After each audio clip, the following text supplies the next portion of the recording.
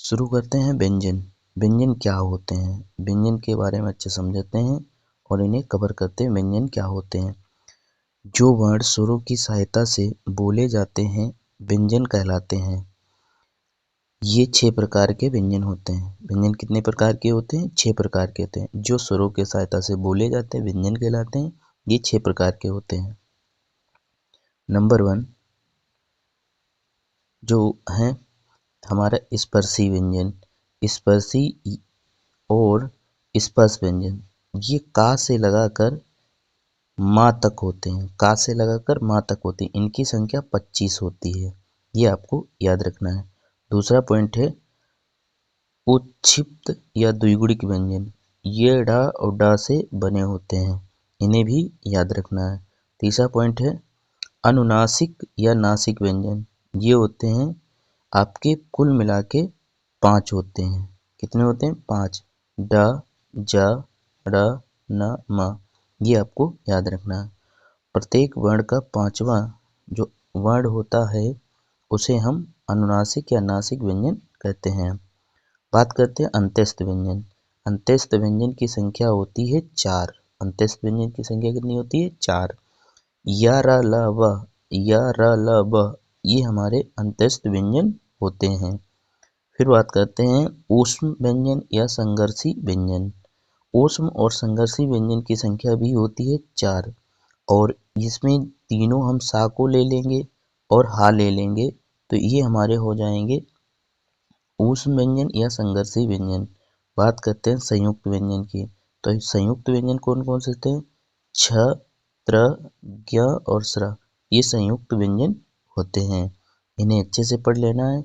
यहाँ से ये क्वेश्चन हमेशा पूछे जाते हैं तो इसको आपको याद रखना है। बढ़ते हैं आगे, देखते हैं ये जो तालिका बनी है तालिका को हम समझते हैं।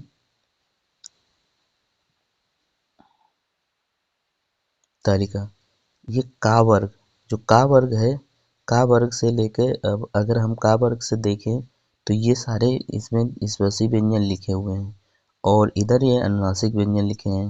ये सभी स्पर्शी व्यंजन लिखे हैं और ये अनुनासिक व्यंजन लिखे हैं।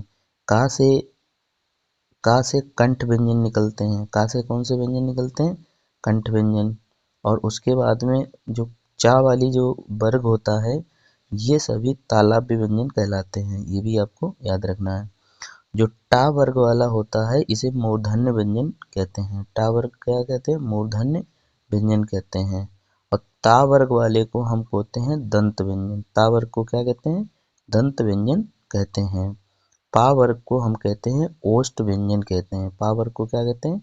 ओष्ठ व्यंजन कहते हैं। ये पॉइंट आपको याद रखने हैं। जैसे पढ़ते हैं आगे अल्प प्राण। अल्प प्राण क्या होते हैं? प्रत्येक वर्ग का पहला और तीसरा एवं 5वां वर्ण अल्प प्राण कहलाता है।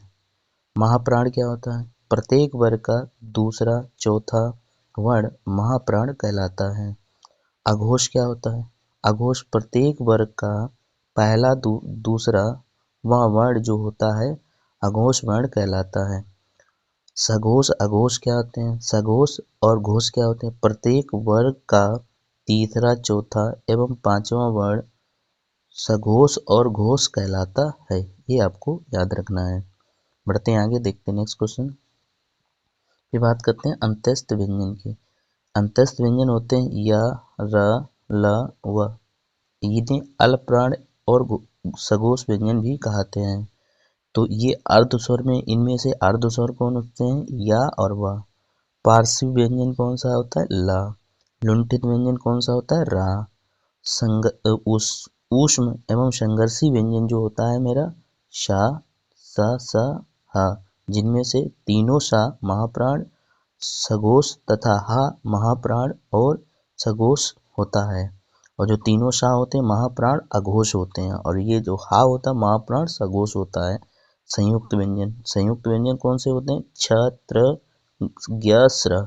ये संयुक्त व्यंजन है। छ, त्र, ज्ञ और स्र। ये आपको याद रखना है। संयुक्त व्यंजन किसके निर्माण से बनते हैं ये भी देख लेते हैं। तो संयुक्त व्यंजन का जो निर्माण होता है वो का, शा से मिलकर छा बनता है। ता उरा से त्रा मिलकर जा, इसमें हलंत लगा है, यहाँ पे हलंत लगा है तो जा और झा से ज्ञा बनता है, सा और रा से श्रा बनता है, ये आपको याद रखना है। बढ़ते हैं आगे, देखते हैं वर्णमाला को एक नज़र में समझते हैं। स्वरों की संख्या कितनी है? 11। आयोगवार स्वरों की संख्या 2 और कुल स्वरों की संख्या 13। स्पर्शी व्यंजनों की संख्या 25। स्पर्शी व्यंजनों की संख्या 25। द्विगुणिक व्यंजनों की संख्या 2।